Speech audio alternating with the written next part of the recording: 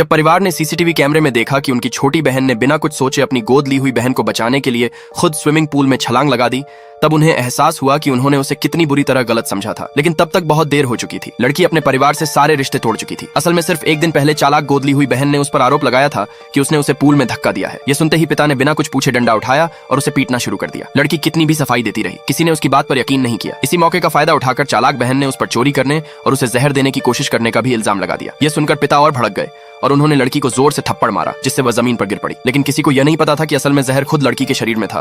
पिटाई के दौरान उसके मुंह से खून निकलने लगा। फिर भी परिवार सिर्फ अपनी गोद ली हुई बेटी की फिक्र में लगा रहा। उस पर लड़की को पहली बार एहसास हुआ कि वह अपने परिवार के लिए कभी मायने नहीं रखती। उनके लिए सिर्फ उनकी गोद ली हुई बेटी ही सब कुछ थी। चालाक बेटी की चालों में फंसकर पिता और दोनों भाइयों ने अपनी ही सगी बहन को बेरहमी से मारा और आखिर में जहर के असर से लड़की ने वहीं दम तोड़ दिया। लेकिन मरने से पहले उसने कसम खाई कि अगर उसे दूसरा जन्म मिला तो वह उनमें से किसी को भी खुश नहीं रहने देगी। शायद उसकी ये बात ऊपर वाले तक पहुंच गई, क्योंकि वह सचमुच वापस उसी वक्त में लौट आई जिस दिन उसकी चालाक बहन ने उस पर झूठा आरोप लगाया था कि उसने उसे पूल में धक्का देकर मारने की कोशिश की थी। लेकिन इस बार लड़की ने न तो परिवार का डर सहा और न चालाक बहन की झूठी बातों को। उसने पूरे परिवार के सामने उसे जोर से धक्का देकर पूल में फेंक दिया। ये देखकर पिता ने फिर से डंडा उठाया, लेकिन उसकी आंखों में जलती आग देखकर डर गए और हाथ नीचे कर लिया। गुस्से में उन्होंने लड़की को घर से निकाल दिया।